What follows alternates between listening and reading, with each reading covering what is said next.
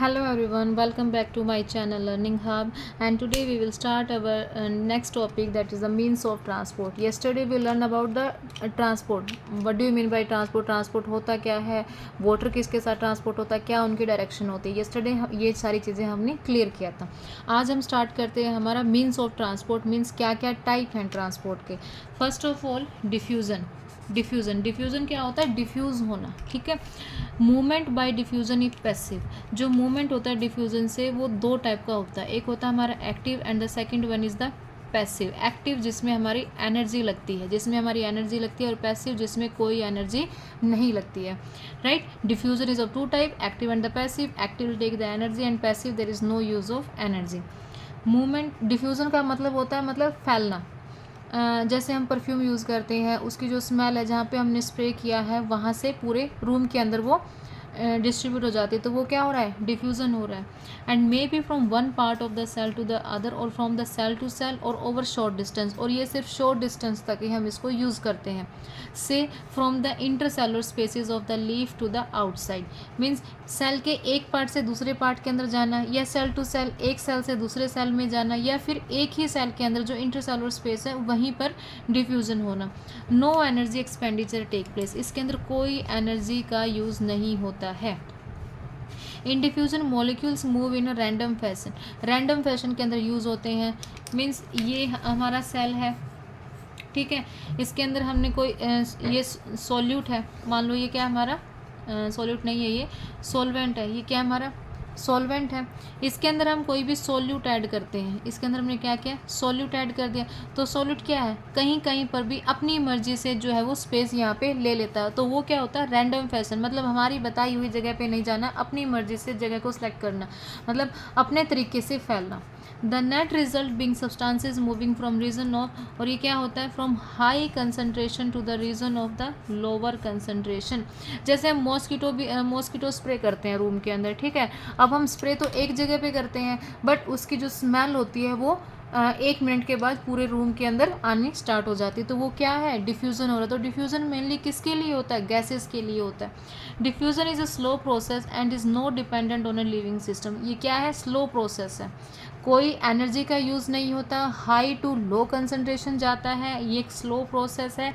और होता है किस में? Diffusion is obvious in gases and liquid. किसके अंदर होता है? मेनली गैसेज एंड लिक्विड्स के लिए होता है. But diffusion in solid is more likely rather than of solids. ये एक फ्रेज़ है, राइट. सॉलिड के अंदर मोस्टली डिफ्यूज़न नहीं होता है, क्योंकि उनके अंदर इंटरमोलिकुलर स्पेस जो है वो बहुत कम प्रेजेंट होता है, मतलब ना के बराबर ही होता है. बहुत टाइटली पैक्ड होते हैं सॉलिड्स. तो अगर उसके अंदर हम करते हैं सॉलिड टू सॉलिड, मतलब सॉलिड के अंदर कुछ और डालेंगे तो वो बहुत मुश्किल होता है उसके अंदर डिफ्यूज़ होना. ये एक फ्रेज इसने यूज़ की गई है. Diffusion in solid is more likely rather than of solids. Diffusion is very important to plants since it is the only means of gaseous movement within the plant body. Diffusion rates are affected by the. अब diffusion किस किस की वजह से affect हो रहा है? First of all gradient of concentration. Means कितनी कंसनट्रेशन प्रेजेंट है. जैसे हमने स्प्रे किया है, जो मॉस्किटो स्प्रे है, हमने स्प्रे किया रूम के अंदर, कितना स्प्रे किया है. अगर हम कम स्प्रे करेंगे तो कम जाएगा, ज़्यादा स्प्रे करेंगे तो ज़्यादा डिफ्यूज़न हो जाएगा. The permeability of the membrane separating them. और जो मेम्ब्रेन है वो कितनी उसको एलो कर रही है सेपरेट होने के लिए. टेम्परेचर क्या है और प्रेशर क्या है, राइट.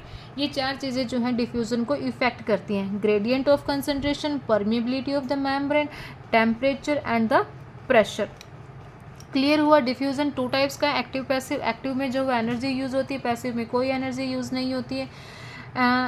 डिफ्यूज़न जो है वो स्लो प्रोसेस है, रैंडम फैशन में डिस्ट्रीब्यूशन होता है, high concentration to low concentration होता है. It is a slow process mainly for the gases and liquids. And what are the factors who affect the diffusion?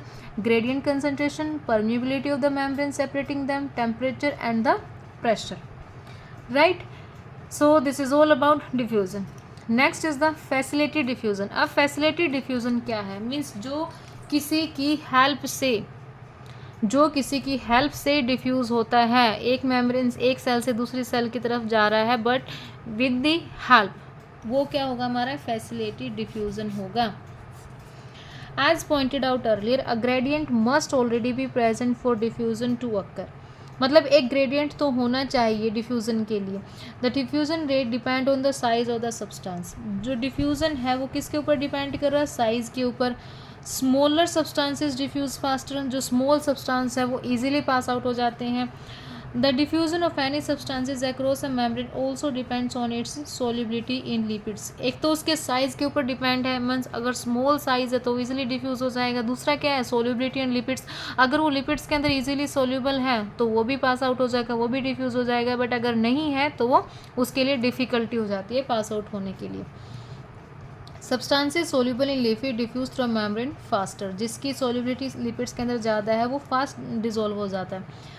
Substances that have a hydrophilic moiety, मतलब जो substances hydrophilic हैं, find difficult to pass through the membrane, उनको difficulty होती है membrane को cross करना।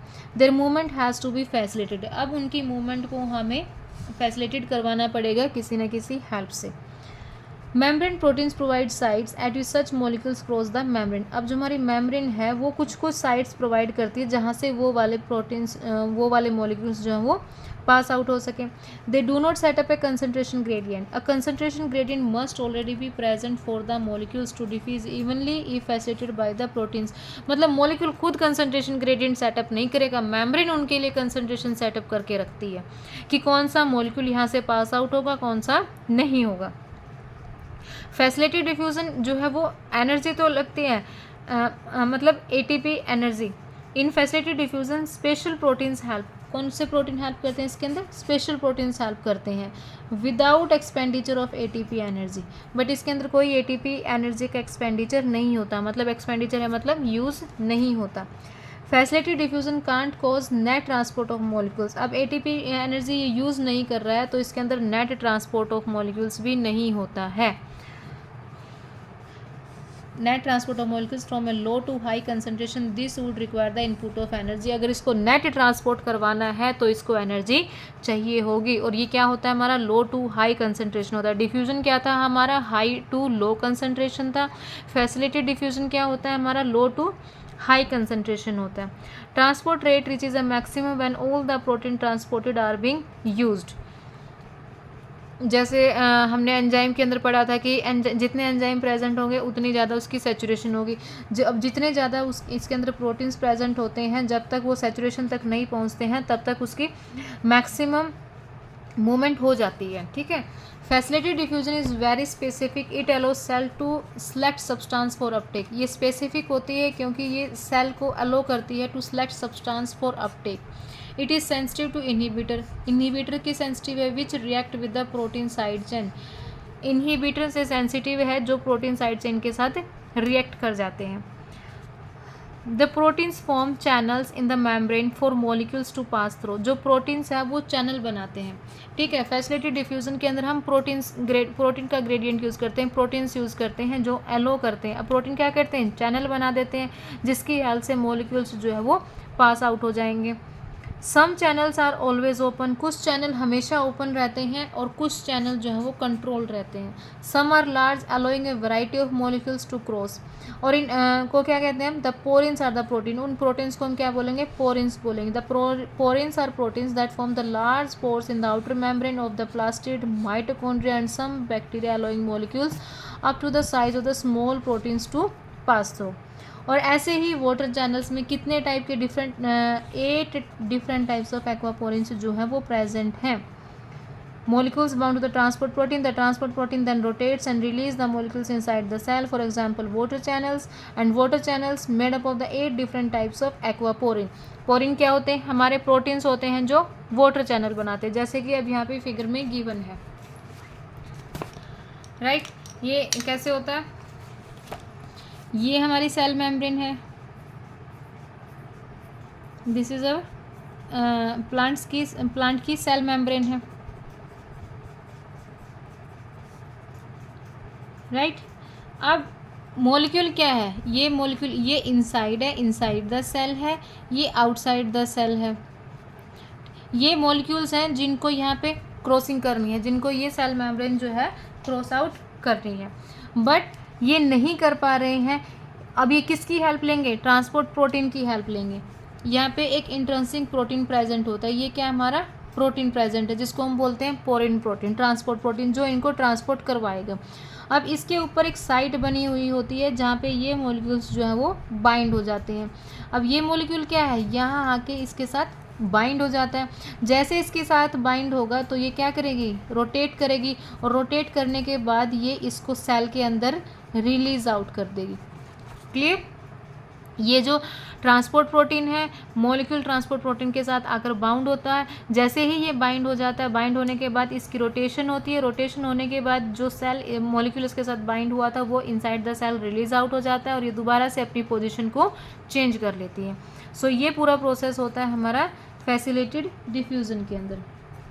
Facilitated diffusion के अंदर, जिसके अंदर हम प्रोटीन्स यूज़ करते हैं, और प्रोटीन्स को हम बोलते हैं पोरिन्स, और डिफरेंट 8 टाइप्स के डिफरेंट एक्वापोरिन्स होते हैं, facilitated, right. And the next is the passive symport and the antiports. Some carriers और transport proteins allow diffusion only.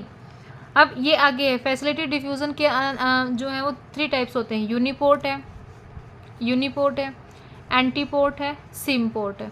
Uniport means एक ही डायरेक्शन में मूवमेंट हो रही है। यूनिपोर्ट क्या होता है, एक ही डायरेक्शन में मूवमेंट हो रही है, जैसे इसमें शो कर रखा है। एंटीपोर्ट यानी अपोजिट डायरेक्शन में मूवमेंट हो रही है। एक मॉलिक्यूल इधर जा रहा है, उसको वो करने के लिए, इक्विलिब्रियम करने के लिए दूसरा प्रोटीन वहाँ से इस साइड आ रहा है, वो क्या होगा, हमारा एंटीपोर्ट हो गया। और थर्ड टाइप है हमारा सिम्पोर्ट। सिम्पोर्ट क्या है कि दोनों एक ही डायरेक्शन में जा रहे हैं, 2 मूवमेंट हो रही है, दोनों की दोनों मूवमेंट किस में हो रही है, हमारी सेम डायरेक्शन के अंदर हो रही है। सम कैरियर और transport proteins allow diffusion only 2 types of molecules move together. और ये कब होता है, जब हमारे 2 टाइप के मॉलिक्यूल्स एक साथ मूव करते हैं। In a symport both molecules cross the membrane in a same direction. Symport के अंदर क्या है, सेम डायरेक्शन के अंदर मूवमेंट हो रही है। In an antiport they move in the opposite direction. And when a molecules move across a membrane independent of other molecules, the process is a uniport. जब एक मॉलिक्यूल इंडिपेंडेंट, मतलब किसी और मॉलिक्यूल्स के ऊपर वो डिपेंड नहीं करता, वो अपना इंडिपेंडेंट मूव कर रहा है, तो वो कौन सा होगा, हमारा यूनिपोर्ट होगा, राइट। अब इनके एग्जाम्पल भी हैं कि कौन कौन सा यूनिपोर्ट शो करता है। यूनिपोर्ट फैसिलिटेड डिफ्यूज़न के अंदर हम ट्रांसपोर्ट प्रोटीन यूज़ करते हैं मॉलिक्यूल्स की मूवमेंट करवाने के लिए, और ये 3 टाइप के होते हैं। हमारा यूनिपोर्ट होता है जिसमें एक मॉलिक्यूल खुद से मूव करता है इंडिपेंडेंट, ठीक है, किसी दूसरे मॉलिक्यूल के ऊपर डिपेंड नहीं है। तो इसके अंदर कौन सा एग्जाम्पल आता है, हमारा कैल्शियम ट्रांसपोर्ट। जैसे हमारा कैल्शियम ट्रांसपोर्ट होता है वो किसके अंदर आता है, यूनिपोर्ट के अंदर आता है। सेकेंड है हमारा एंटीपोर्ट। एंटीपोर्ट में हमारा कौन सा साइकिल आता है, 3 सोडियम और 2 पोटेशियम, राइट, 3 सोडियम 2 पोटेशियम। और थर्ड क्या आता है हमारा, सिम्पोर्ट। ये सोडियम और पोटेशियम वाला जो साइकिल है वो एंटीपोर्ट के अंदर आता है। और सिम्पोर्ट के अंदर कौन सा आता है, जो दोनों सेम डायरेक्शन के अंदर जाते हैं, सोडियम ग्लूकोज सिम्पोर्टर, सोडियम ग्लूकोज सिम्पोर्टर। ये एग्जाम्पल हमें याद रखने हैं कि यूनिपोर्ट के अंदर कौन सा साइकिल होता है, कैल्शियम ट्रांसपोर्ट होती है। एंटीपोर्ट में हम किसका एग्जाम्पल कंसिडर करते हैं, पोटेशियम और सोडियम का। और सिम्पोर्ट में क्या आता है हमारा, सोडियम और ग्लूकोज। इसके अंदर अपोजिट डायरेक्शन होती है, इसके अंदर सेम डायरेक्शन होती है, इसके अंदर दोनों मॉलिक्यूल्स की सेम डायरेक्शन होती है, राइट। ये था हमारा फैसिलिटेड डिफ्यूज़न। फैसिलिटेड डिफ्यूज़न होता है low concentration to high concentration. Diffusion था हमारा हाई कंसंट्रेशन से लो कंसंट्रेशन, फैसिलिटेड डिफ्यूज़न है लो कंसंट्रेशन से हाई कंसंट्रेशन, सॉरी हाँ ठीक है, लो टू हाई कंसंट्रेशन। और इसके अंदर हम ट्रांसपोर्ट प्रोटीन का यूज़ करते हैं, जो कि मॉलिक्यूल जो ट्रांसपोर्ट प्रोटीन के साथ बाइंड हो जाता है, फिर रोटेट होकर उसको वो इनसाइड द मेम्ब्रेन जो है वो रिलीज़ कर देता है और दोबारा से अपनी पोजीशन को चेंज कर लेता है। बट इसके अंदर एटीपी यूज़ नहीं होता है। अगर हमें एटीपी यूज़ करेंगे तो वो नेट ट्रांसपोर्ट आएगा, ये जस्ट एक मूवमेंट करवाता है। अब नेक्स्ट आता है हमारा एक्टिव ट्रांसपोर्ट। क्या आता है हमारा, एक्टिव ट्रांसपोर्ट। और एक्टिव ट्रांसपोर्ट के अंदर मेन फंक्शन क्या है, मेन जो चीज़ है एक्टिव ट्रांसपोर्ट की वो है हमारी, ये एटीपी यूज़ करता है, एटीपी यूज़ करता है। Active transport uses energy to transport, active energy जो है वो एनर्जी यूज़ करता है ट्रांसपोर्टेशन के लिए और पंपिंग के लिए against a concentration gradient, against का मतलब है अपोजिट जाने के लिए, ठीक है, low to high. Active transport is carried out by the specific membrane proteins, इसके अंदर क्या यूज़ होता है, कुछ स्पेसिफिक मेम्ब्रेन प्रोटीन्स होते हैं जो इसकी मूवमेंट करवाते हैं। Hence, different proteins in the membrane play a major role in both active as well as passive transport. Pump are the protein that uses energy to carry substances across the cell membrane. Across the cell membrane, these pumps can transport substances from a low concentration to a high concentration, इसको हम बोलते हैं uphill transport. कई बार direct question ऐसे आ जाता है कि uphill transport का सेकंड नेम क्या है, एक्टिव ट्रांसपोर्ट को ही हम अपहिल ट्रांसपोर्ट बोलते हैं। और अपहिल का मतलब है low concentration to high concentration, मतलब नीचे से ऊपर की तरफ जाना। एक्टिव ट्रांसपोर्ट के अंदर आता है अपहिल ट्रांसपोर्ट, और अपहिल का मतलब है नीचे से ऊपर की तरफ जाना। Transport rate reaches a maximum when all the protein transporters are being used or are saturated. Transport कब मैक्सिमम होती है, जब सारे के सारे प्रोटीन ट्रांसपोर्टर जो हैं वो यूज कर लिए जाते हैं और वो सैचुरेटेड हो जाते हैं, जैसे कि एंजाइम्स के अंदर। These proteins are sensitive to inhibitors that react with the protein side chain. ये एक्टिव ट्रांसपोर्ट का एग्जाम्पल है। जो सोडियम पोटेशियम पंप होता है हमारा, वो किसका एग्जाम्पल है, एक्टिव ट्रांसपोर्ट का एग्जाम्पल है, और इसके अंदर हमारी एटीपी की एनर्जी भी यूज़ होती है। और इसका ग्राफ क्या बनता है फिर एक्टिव ट्रांसपोर्ट का, जो कंसंट्रेशन ग्रेडियंट का एंजाइम के अंदर बना था हाइपरबोलिक, हाइपरबोला कौन सा होता है इसका, हाइपरबोला, ठीक है। यहाँ तक प्रोटीन्स थे, यहाँ तक प्रोटीन्स जो है वो सारे यूज़ हो गए, तो यहाँ पे जाके वो मैक्सिमम हो जाता है और सैचुरेटेड हो जाता है। यही ग्राफ बनाया था ना हमने एंजाइम में भी, तो यही ग्राफ इसके अंदर बनता है एक्टिव ट्रांसपोर्ट के अंदर, ओके। और एक्टिव ट्रांसपोर्ट के अंदर सोडियम और पोटेशियम वाला जो पंप का एग्जांपल आता है, ये अपहिल ट्रांसपोर्ट होता है। एटीपी एनर्जी जो है इसके अंदर यूज़ होती है, low concentration to high concentration होता है, राइट। सो आज हमने क्लियर किया है कि डिफ्यूज़न क्या है, फैसिलिटेड डिफ्यूज़न क्या है, और एक्टिव ट्रांसपोर्ट क्या है। डिफ्यूज़न एक सिंपल डिफ्यूज़न है जो कि हमारा high concentration to low concentration जाता है। फैसिलिटेड डिफ्यूज़न में हम ट्रांसपोर्ट प्रोटीन्स का यूज़ करते हैं, इसके अंदर हमारा यूनिपोर्ट, एंटीपोर्ट, सिम्पोर्ट आता है। और एक्टिव ट्रांसपोर्ट के अंदर हम एटीपी एनर्जी यूज़ करते हैं, और ये अपहिल ट्रांसपोर्ट होता है, अगेंस्ट द कंसंट्रेशन ग्रेडियंट होता है, ये याद रखना है, against the concentration gradient, okay. Thank you.